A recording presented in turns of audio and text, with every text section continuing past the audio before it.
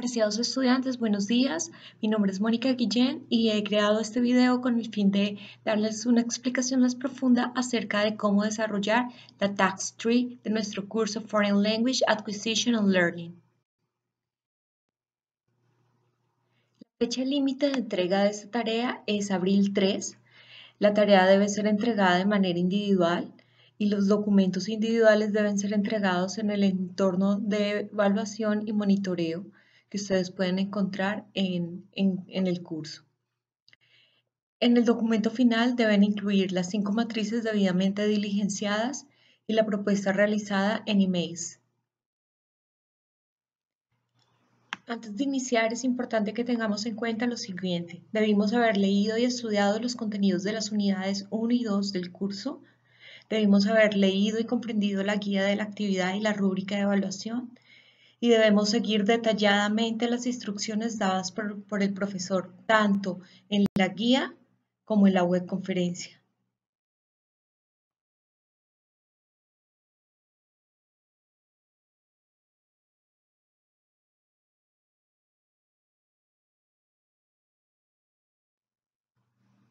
Para iniciar la fase 1 de nuestra actividad, es importante que nosotros hayamos leído el libro de Study of Second Language Acquisition, escrito por Robert Ellis. Este libro nos ayudará a nosotros a entender diferentes teorías relacionadas con el aprendizaje de una lengua extranjera. Adicionalmente, incluye las teorías que nosotros debemos utilizar como soporte para poder desarrollar la matriz que se propone para esta actividad. Como parte fundamental para el desarrollo de esta actividad, es importante que los estudiantes hayan leído el libro que estaba incluido en la primera unidad del curso, que se llama The Study of Second Language Acquisition, escrito por Rod Ellis. Este libro incluye las más importantes teorías para el aprendizaje de una lengua extranjera y que nos van a ayudar como una guía orientadora para poder soportar el análisis que hagamos en el desarrollo de la matriz. Con respecto a la fase 2, se deben tener en cuenta 5 individuos de la observación anterior que se hizo para la tarea 2. La idea es que se tengan en cuenta cada uno de los ítems de evaluación incluidos en la matriz, como se va a explicar a continuación. La idea es que con base a lo que nosotros observamos en las clases en las cuales participamos, nosotros podamos identificar cuáles de estos ítems han sido beneficiosos o por el contrario han sido una desventaja para el aprendizaje de la lengua extranjera en esos estudiantes. Por ejemplo, vamos a empezar a revisar ítem por ítem para que nosotros podamos recordar ese individuo que vamos a referenciar y podamos establecer si a nuestro juicio y con base teórica esas personas han tenido algún tipo de ventaja o desventaja, pro o contra, como lo cita la matriz, con respecto a su proceso de aprendizaje de lengua extranjera debido a cada uno de esos ítems que se van a evaluar.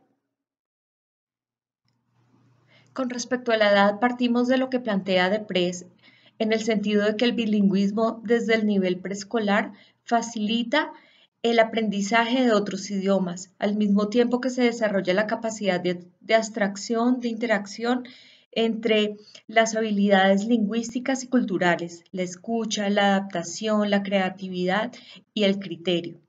El conjunto de todas estas características metalingüísticas hacen que el individuo desarrolle desde un grado temprano la capacidad de aprender una lengua extranjera. Entonces, por ejemplo, nosotros podemos revisar si nuestro individuo durante su proceso académico ha podido tener una capacitación en cuanto a lengua extranjera desde primera infancia. Entonces, eso hace que el individuo se sienta más cómodo con respecto al aprendizaje, que ya su cerebro esté adaptado al proceso de adquisición de esta lengua extranjera, que se le facilite. Por el contrario, si tenemos un individuo en donde él recién ingresa a aprender esta lengua extranjera, puede ser que se le dificulte un poco más, sobre todo si es una persona que desde su primera infancia no inició con ese proceso. Entonces, partiendo de esto, podemos citar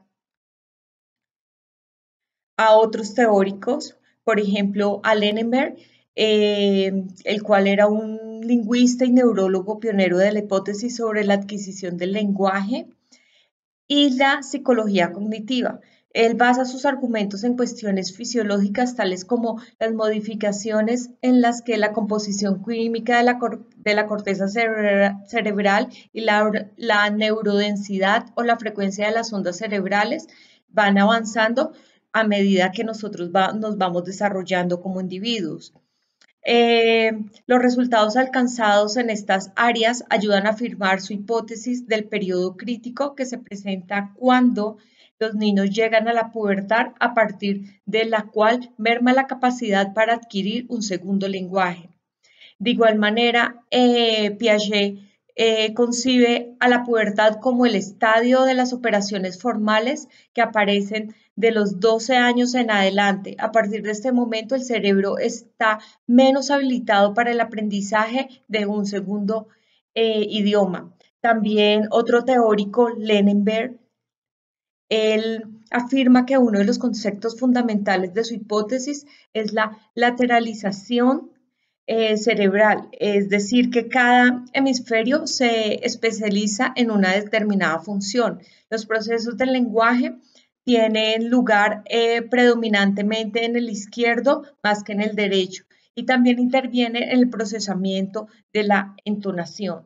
Entonces, visto esto, entonces también es importante que nosotros podamos identificar si nuestro individuo se encuentra en un periodo crítico. El critical period habla acerca de lo que yo les comentaba hace un momento, en donde se supone que llegamos a cierta fase de nuestra edad. Los teóricos hablan de los 12 años en donde nuestro cerebro va perdiendo flexibilidad y por ese motivo el proceso de adquisición de conocimiento no se da de la misma forma que se daba a edad más temprana. Entonces es importante que nosotros podamos revisar eso y que nos apoyemos con la teoría para poder hacer el análisis en cuanto a los pros y los contras de nuestros individuos. Con respecto a este ítem, la influencia del ambiente en el proceso de adquisición, podemos citar a Vygotsky. Él habla de que la adquisición y perfeccionamiento de la lengua materna del niño le ayuda a aprender el idioma inglés porque no interfiere en este proceso. Cuando las dos lenguas, la primera o materna y la segunda, tienen valores afectivos, culturales y sociales, los niños construyen su aprendizaje y desarrollo de habilidades de comprensión en su diario vivir, en el aula o en el entorno en donde ellos estén, donde ellos interactúen, intercambien experiencias y juicios. La determinación del desarrollo cognitivo, según Vygotsky, proviene de la relación entre el estudiante y su pensamiento. Entonces, aquí es importante que nosotros tengamos en cuenta cómo Vygotsky nos dice que el proceso de adquisición del conocimiento está 100% ligado al ambiente en que nosotros nos encontremos. Entonces, por ejemplo, si el niño, el individuo o la persona a la que ustedes están analizando está en un ambiente en donde realmente le ayuden para que pueda aprender de una mejor manera el idioma inglés, por ejemplo. Hay casas en las que los padres de familia incentivan y promueven el aprendizaje. Entonces, cuando están jugando con los niños, tratan de enseñarles palabras nuevas o tratan de promover que ellos se aprendan los colores en inglés, compran juegos que incluyan este idioma y eso hace que los niños se les facilite el proceso de aprendizaje. O por el contrario, una persona en donde no está para nada inmersa en un ambiente en donde se le esté promoviendo el aprendizaje del inglés y solamente pasa en el aula. O puede ser también que en el aula estén intentando que el estudiante aprenda inglés, pero solamente hablan español con el fin de que la persona lo aprenda. Con respecto a la contribución cognitiva, hay muchos autores que hablan acerca del tema. Por ejemplo, tenemos a Lindström, que él argumenta que una de las principales capacidades que tenemos los seres humanos para comunicarnos es el lenguaje. Su desarrollo implica un proceso complicado que involucra esencialmente los sentidos de la vista y el oído. Las nuevas teorías lingüísticas para la enseñanza del idioma inglés a temprana edad están retomando la conciencia fonológica, phonological awareness, como una herramienta que abona primero a los conocimientos de los docentes y luego el proceso de enseñanza y aprendizaje de la lectoescritura en la adquisición de otra lengua. La conciencia fonológica se define como la habilidad que posibilita a los niños a reconocer, identificar, deslindar, manipular deliberadamente y actuar con los sonidos y fonemas que componen las palabras. Los niños no la adquieren de una forma espontánea. Esta debe aprenderse y su desarrollo resulta imprescindible en el proceso de adquisición de un nuevo conocimiento. Por otra parte, también tenemos a teóricos como Jones que sostienen que la conciencia de los sonidos que forman las palabras ayudan al acercamiento espontáneo del niño a la escritura. Cuando éste encuentra la manera de graficar un sonido y reconocer la grafía normal, puede de manera autónoma escribir otras palabras. Cabe mencionar que el lenguaje de un niño se consolida hasta los 5 años de edad, por lo que los docentes debemos respetar este proceso. Entonces, hay muchísimos otros teóricos que hablan con respecto a eso, pero cómo el desarrollo cognitivo propicia el aprendizaje de esta lengua extranjera. También lo tenemos que tomar desde el punto de vista cuando estamos hablando de adultos, ¿cierto? Cómo los adultos, ya que conocen su idioma nativo, ya que se supone que saben escribir, que saben leer en su idioma nativo, cómo se desarrolla su proceso de aprendizaje de la lengua extranjera en el caso tal de que nosotros tengamos individuos que sean adultos para desarrollar este análisis. ¿De qué habla la teoría de interlengua? La teoría de interlengua se construyó sobre los mismos principios mentalistas que explican la adquisición del lenguaje nativo. El énfasis sobre la formación y la verificación de hipótesis y procesos internos, así como la noción del proceso de aprendizaje que implica sucesivas reestructuraciones progresivas del sistema interno. Para explicar cómo el niño aprende su lengua nativa, le van construyendo, desarrollando una serie de procesos que hacen que se cree una serie de hipótesis de prueba. Según esta teoría, el niño va formando hipótesis a propósito de las transformaciones necesarias para convertir el conocimiento innato que tiene de unos principios gramaticales universales presentes en todas las lenguas, en las formas superficiales propicias de la lengua que está aprendiendo.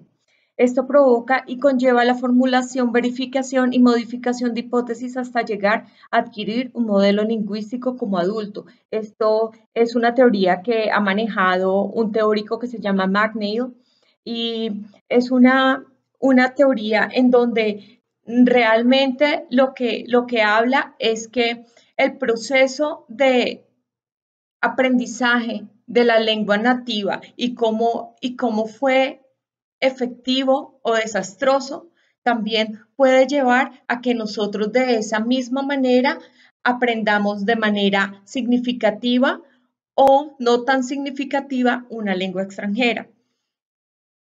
Es importante que nosotros tengamos en cuenta eso porque en esta teoría básicamente lo que se trata es que el principio de lo que nosotros ya conocemos como nuestra lengua nativa va a ser el fundamento principal para que nosotros construyamos el aprendizaje de un segundo idioma, de una lengua extranjera. De acuerdo con esta teoría, el aprendiz de una segunda lengua o de una lengua extranjera formula también de forma consciente o inconsciente hipótesis sobre las reglas de su lengua extranjera con el fin de confirmarlas o abandonarlas. En este último caso, sustituir por hipótesis nuevas. Dos son las posiciones sostenidas por los autores respecto a la base de que parten que el aprendiz está en un proceso de construcción de hipótesis. Por ejemplo, para Bird y Duley, los aprendices parten de una gramática innata, al igual que el niño pequeño, con lo que va construyendo el sistema interlingüístico. Para otros como Nemster, el punto de partida es la lengua nativa que se va sustituyendo gradualmente con características de la lengua extranjera. La mayoría de los teóricos hoy en día asumen la hipótesis de que hay una recreación continua y que el idioma nativo se ve 100% incluido en el proceso de aprendizaje de la lengua extranjera. Entonces, por eso es que hay personas que no pueden desligar el proceso cuando van a hablar en inglés, no pueden desligar su lengua nativa, entonces ellos en su cerebro hacen un proceso de voy a pensar en español, estructurar todo en español y posteriormente yo ya lo voy a hacer en el idioma extranjero que vaya a hablar, pues en este caso, pues el inglés. Con respecto al concepto de aptitud, se corresponde con una noción que cuando abordamos el ejercicio de un programa de aprendizaje específico debe atribuirse al individuo poseedor de una condición activa que le permite aprender siempre que esté motivado y que tenga la posibilidad de hacerlo. Se presume que esta capacidad depende de una cierta combinación de características más o menos constantes en el individuo, de acuerdo a lo que dice el teórico Carroll. Esta definición con respecto a la aptitud corresponde con la idea expresada por Stern de que la adquisición de una lengua, al igual que lo es la competencia de la misma, no es algo monolítico, sino un conjunto de constituyentes que unidos confieren unidad al conjunto. De igual modo, la pluralidad del término características constantes expresado por Carroll sugiere que la actitud es multidimensional. Carroll también propuso 4 habilidades independientes para determinar la actitud para la adquisición de una lengua extranjera. Y posteriormente, otro teórico que se llama Skehan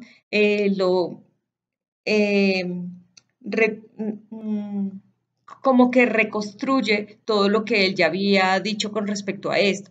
Entonces, él habla de la habilidad para codificar la fonética, es una habilidad para identificar sonidos distintos, para establecer asociaciones entre estos sonidos y los símbolos que les representan y para retener tales asociaciones. También tenemos la sensibilidad gramatical, que es la habilidad para reconocer las funciones gramaticales, la habilidad para aprender una lengua inductivamente, la habilidad para inferir o deducir las reglas, la relación entre la capacidad y el aprendizaje lingüístico, la habilidad para manejar material descontextualizado. Entonces es importante, por ejemplo, que tengamos en cuenta y analicemos el campo aptitudinal de nuestros individuos para que revisemos los pros y los contras con respecto a su proceso de aprendizaje y cómo esta aptitud beneficia o por el contrario es una gran desventaja en su proceso. Recuerden que, como dije al principio, la aptitud es algo que nace del individuo, o sea, yo quiero aprender, la necesidad, las ganas de aprender. Goleman afirma que las emociones dificultan o favorecen nuestra capacidad de pensar, de planificar, de aprender lo necesario para alcanzar un objetivo a largo plazo, de solucionar problemas. En este mismo sentido, establecen los límites de nuestras capacidades mentales innatas y determinan así los logros que podremos alcanzar en nuestra vida. Y en la medida que estemos motivados por el entusiasmo y el gusto en lo que hacemos, podemos garantizar un aprendizaje de manera más efectiva. De acuerdo a teóricos como Lambert y Gardner, existen varios tipos de motivación. Entonces hay una motivación que es integradora, que se produce en este tipo de motivación cuando el sujeto quiere aprender esa lengua por interés hacia esa cultura de la propia, a la cual pertenece la lengua, propiciando una actitud positiva para el proceso de aprendizaje. También hay una motivación instrumental cuando ese aprendizaje se produce con fines utilitarios, por ejemplo, con posibilidades de encontrar trabajo o porque voy a ser un mejor profesional en un futuro si sé algo de inglés. Motivación intrínseca se produce cuando el sujeto realiza el aprendizaje por la acción en sí misma y no como respuesta a estímulos externos, como sería el caso de castigo, recompensas, temor, obligación. Entonces, que en ocasiones, desafortunadamente, eso es lo que pasa pues en nuestros procesos académicos, ¿cierto? Que obligan a los niños a aprender inglés, a aprender química, a aprender física, cuando no son materias que a ellos les gusten. O la motivación extrínseca, cuando el alumno realiza el aprendizaje con el proceso de evitar un castigo, o también sería el caso de obtener una recompensa. Entonces, es importante que tengamos en cuenta eso. Con respecto a las actitudes hacia la situación de aprendizaje, contribuyen a la motivación general de aprender el idioma. En esta conceptualización del término, un individuo motivado hace un esfuerzo por aprender el idioma, es decir, hace su tarea, participa en clase, quiere aprender el idioma y disfruta del aprendizaje de esa lengua, según lo que explica Gardner. La teoría de la autodeterminación es una teoría muy importante que deberíamos tener en cuenta a la hora de analizar el proceso actitudinal en el aprendizaje de una lengua extranjera. Gardner y Lambert nuevamente postularon que los objetivos que nos motivan para aprender una segunda lengua se podrían dividir básicamente en dos. En la orientación integradora, que es la predisposición positiva hacia el grupo de esa lengua extranjera y el deseo de interactuar con ellos. La orientación instrumental se asocia con los beneficios pragmáticos que se obtienen de la adquisición de la lengua extranjera, por ejemplo, un trabajo mejor. En mi caso, por ejemplo, yo empecé a aprender inglés por orientación integradora, porque yo estaba muy interesada en entender lo que decían las letras de las canciones que a mí me gustaban, porque me gusta mucho el rock. Entonces, eso me ayudó a mí a promover ese proceso de autoaprendizaje, porque yo aprendía una medida más, en una forma más ágil de lo que me enseñaban en el colegio. Entonces, eso ayuda mucho. Entonces, es importante que lo tengamos en cuenta para el análisis de este ítem en particular.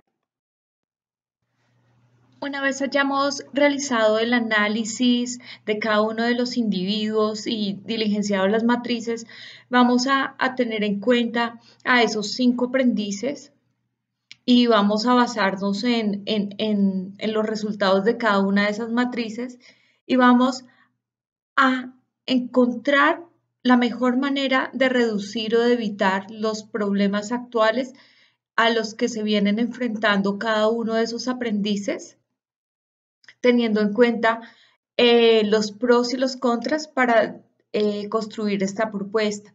Debemos desarrollar esa propuesta utilizando la aplicación eMaze.